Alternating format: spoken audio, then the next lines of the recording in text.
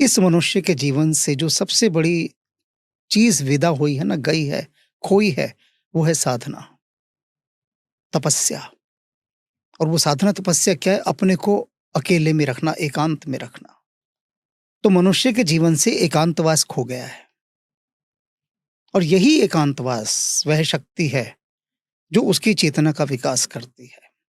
एक सिंप्लीफाई करके कि आपका कॉन्टेक्स्ट ये है कि वहां जब राम मंदिर की बात चल रही थी, उसी तरीके से लोग बोलते हैं कि जो शंभाला का एक सिचुएशन है या केस है, ये एक फैंटेसी है या सच है?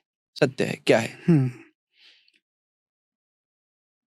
ये जो जगत है ना, इसमें इतनी लेयर्स हैं, परतें, और उन परतों में अलग अलग ब्रह्मांड हैं। जहां हम बैठे हैं यहाँ पर, तुम्हें आश्चर्य होगा ये सोचकर कि इस कमरे के इतने कक्ष के अंदर भी अनेक ब्रह्मांड। क्या ऐसी जगहों पर टाइम ट्रैवल पॉसिबल होता है? उस क्षेत्र में यादें हैं ही नहीं, और रात को जैसे पूरा ब्रह्मांड हमारे ऊपर किसी चादर के समान आकर बिछ गया हो। भगवान विष्णु का 10वां अवतार भी शंबाला में ही होगा।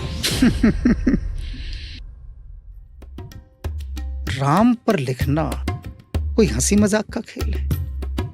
मैंने हनुमान जी से कहा, ये कैसे संभव होगा? हो ही नहीं सकता। तो उन्होंने कहा, सब संभव होगा, मैं तुम्हें प्रभु श्री राम के हृदय में लेकर जाऊं। और राम कहते हैं कि जो तुमने मेरे लिए किया ना, उसके बदले तुम्हें देने के लिए मेरे पास कुछ भी नहीं है, कुछ भी नहीं है। मैं सारा ब्रह्मांड सोचता हूं कि क्या चीज तुम्हें लाकर ऐसे दूं कि जो इस पासे में तुम्हारा किया गया कार्य है और उसके बराबर वो समकक्ष हो जाए। कुछ भी ऐसा नहीं है जो तुम सीता की खोज करके लाए, उसके पैरेलल में तुम्हें क्या दे दूं? मेरे पास कुछ। राम पहली बार इतने असहाय हैं, पूरी तरह से असहाय। आपने इस एनर्जी को हनुमान नाम क्यों दिया? हनुमान जी सेवा, समर्पण, त्याग, भक्ति, साहस और निरअहंकारिता, इन सब की पूंजीभूत रूप है।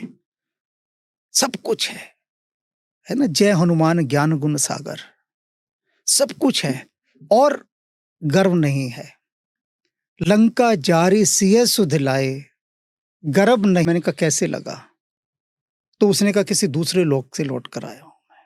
ये धरती तो है ही नहीं, वो ब्रह्मांड का कोई दूसरा ही ग्रह है। वो इतना भर कहा उसने कि वहां जाने के बाद मुझे नहीं पता था कि कोई धरती भी है। इतने समय ना मुझे आप लोगों की याद आई, ना इस संसार की याद आई। वहां कुछ था ही नहीं यादों जैसा। उस क्षेत्र में यादें हैं ही नहीं, मेमोरीज है ही नहीं।